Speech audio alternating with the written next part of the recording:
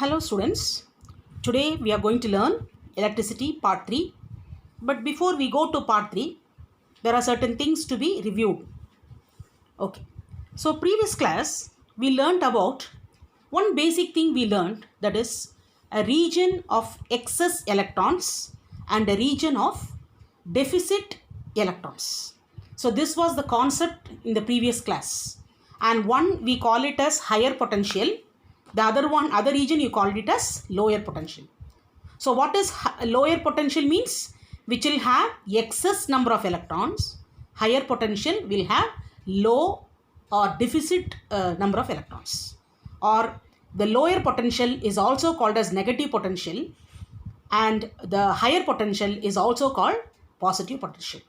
So based on that, we understood the concept of conventional current and electron current. So you understood the meaning of conventional current. What is that? It is, I told you, the meaning of conventional is nothing but a general belief or the fact. So according to the fact, always the current flows from higher potential towards lower potential. Okay.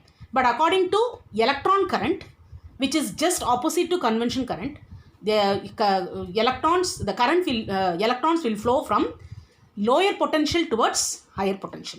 If you want to tell in terms of a circuit, see, I have drawn a circuit here. You are able to see the circuit. Always you can consider like that. In the external circuit, always you understand that current flows from positive terminal towards the negative terminal. You have already learnt. Okay. But actually what is happening inside the wire, metallic wire, the electrons will always drift from the excess region towards the deficit region. This is a concept of previous class. So I hope you have understood the meaning of electron current and conventional current. Without understanding, you cannot do this any of the numericals or any kind of skill based question. Now let us see this once again. Yesterday we discussed about this. See, we are having a negatively charged body and a positively charged body. Now tell me which is lower potential, which is higher potential. Body A is at lower potential because it is having excess number of electrons. Body B is at higher potential because it is having deficit number of electrons. Okay. So how the in terms of current, what will you say, or a conventional current, what will you say? You will say that the electron it will flow from higher potential towards lower potential. In terms of electron current or flow of electrons, how will you say? The electrons will always drift from excess region towards the deficit region. So I hope you have understood the previous class, what all we have learned.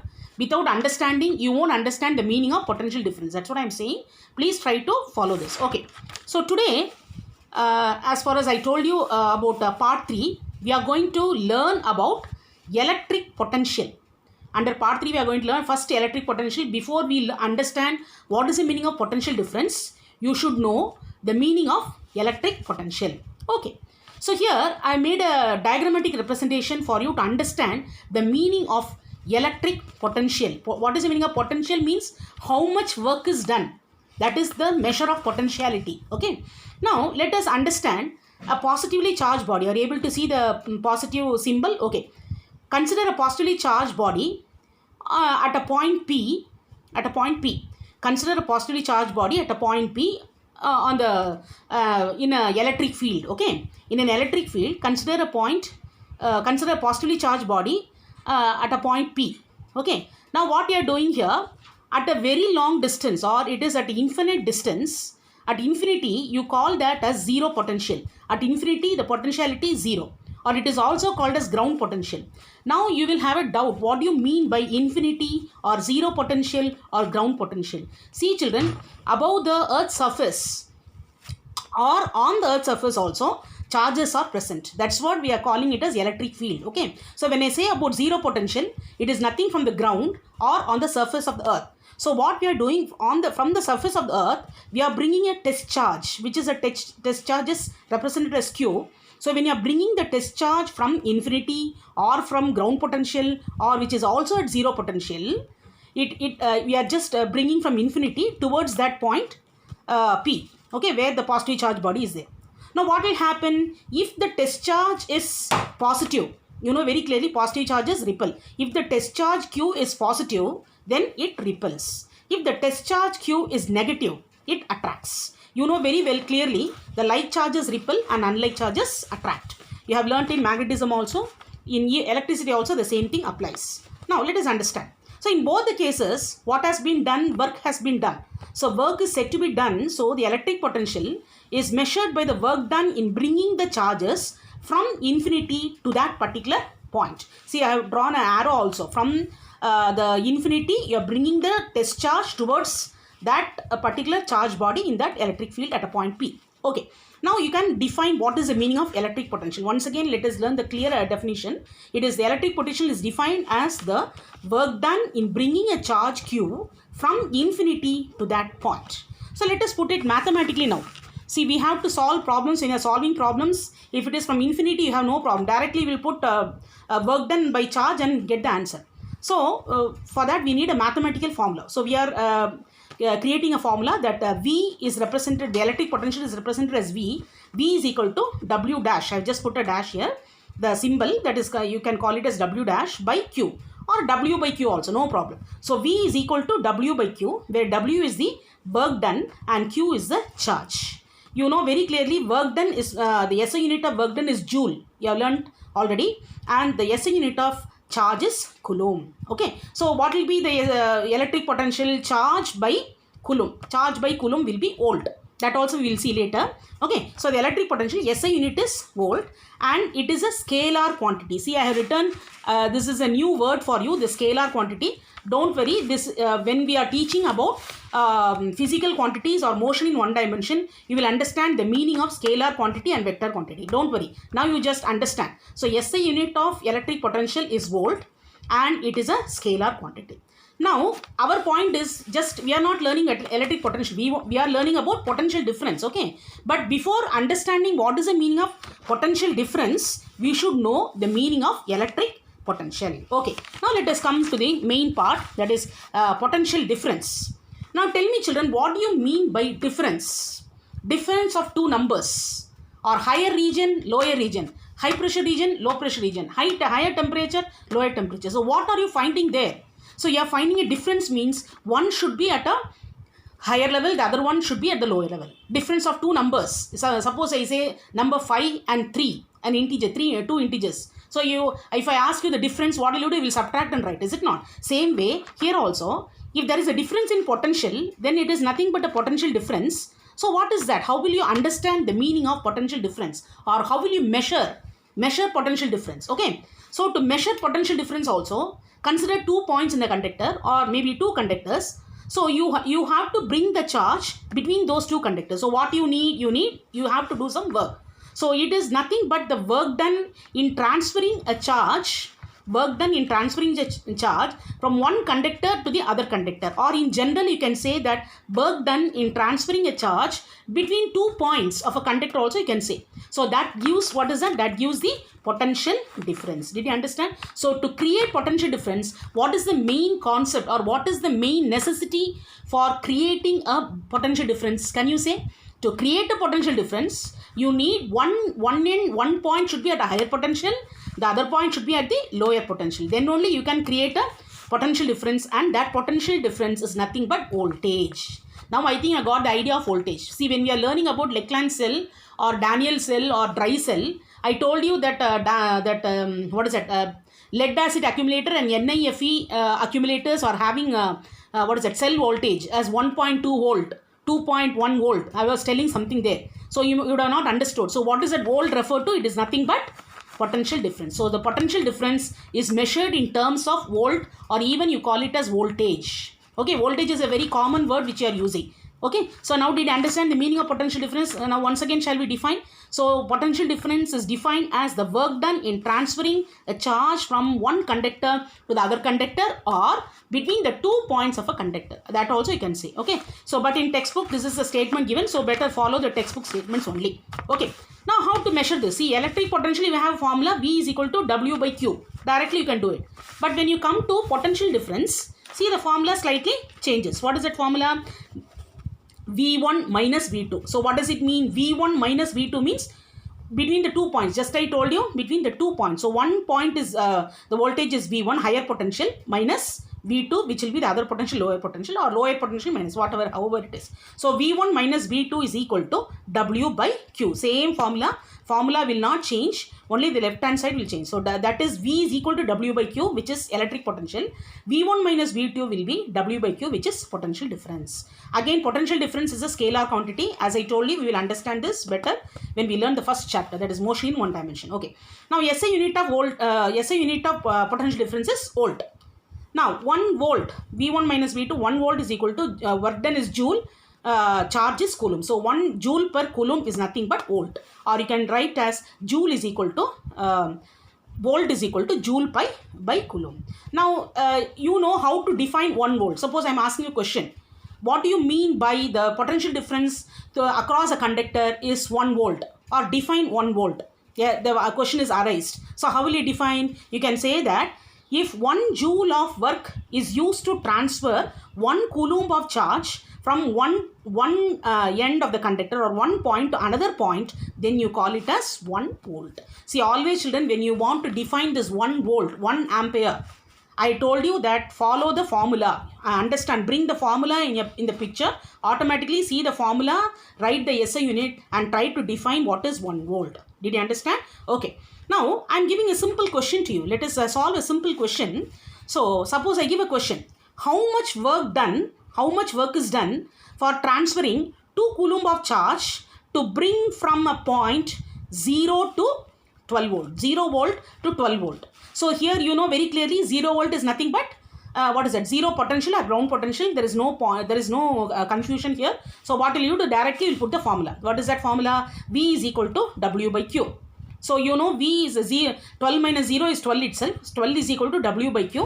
Cross multiply, W is equal to 12 into Q. So, 12 into already Q is given as 2 coulomb. Therefore, it will be 24 joule. So, how much work is done? 24 joule of work is done to bring, what is that? 2 coulomb of charge from one point to another point. Did you understand? So, this is a simple problem for what the theoretical, whatever I have taught you as theory, I made as an application and make you understand how to use it in the formula and find out. So finally, what is a formula? Please, I want you to tell once again, what's the formula for electric potential? The electric potential formula is, what is that? V is equal to W dash by Q, you can write it. And potential formula for potential difference will be V1 minus V2 is equal to W by Q. So I hope all of you would have understood about what is that? Potential difference and electric potential. See, in order to understand electric potential and potential difference, you should know what is the meaning of lower potential, higher potential, conventional current, electron current. Did you understand? Okay. So, in a circuit, try to put this in your mind. Always there is an external circuit. Externally, what happens? The current will be flowing from positive terminal towards the negative terminal. But internally, inside the metallic wire, always the current will be flowing from negative terminal towards the positive terminal. That you will be learning in detail in 10th standard in electricity. But still I am giving you idea for your better understanding. Okay. Now we will go to the next topic. Easy, interesting topic. Today I will only cover the meaning of electric resistance. That's all. Tomorrow next class we will be seeing about Ohm's law. Today we will only cover up about resistance, or it is also called as electric resistance. Now, please tell me, children, what is the meaning of resistance? Already I told you when I was teaching, primary cell and secondary cells, I was just telling you the very meaning of resistance. Inner resistance, I told. Resistance means obstructing or stopping the current to flow. So, when current flows through a metallic wire, it offers some obstruction called resistance to the flow of current. This is called as electric resistance. This is easy. The word resistance is a very common word for you, so you will understand clearly. Now, the main part is, this is very interesting. With this, I will stop. Okay, children? So, the cause of resistance. Why this resistance is caused? We are saying that electrons are, some internal resistance. And you learned when you compare a primary cell and secondary cell, you understood a property that internal resistance is high for a primary cell. Internal resistance is low for a secondary cell. So, you know that meaning, is it not? So, what is the cause, or how this concept of resistance can be created, or how it can be understood by you? Okay. Now, I want you to view this first. This is nothing but a metallic wire, copper wire. Okay, so the copper wire usually it will be in the form of cylindrical form. So therefore, I drawn a simple diagram, copper wire, and see there are certain things I drawn here. There is one plus sign with a circle, plus sign with a circle here. Okay, so they are all considered as positive ions. See, I have written the plus sign refers to positive ions, and look at the dot and arrow mark, that is called as electrons. That is represented as electrons. Okay, so here are they are nothing but free electrons. What do you mean by free electrons? Means you know very clearly they move in random manner, is it not? In absence of any cell connector, simply it will be moving freely, randomly it will be moving. Okay, so this is, I just told that this is a copper wire. Now what I am going to do, that same copper wire, see I have drawn little bigger for your understanding. Don't think that this is a cylinder. Okay, this is also copper wire.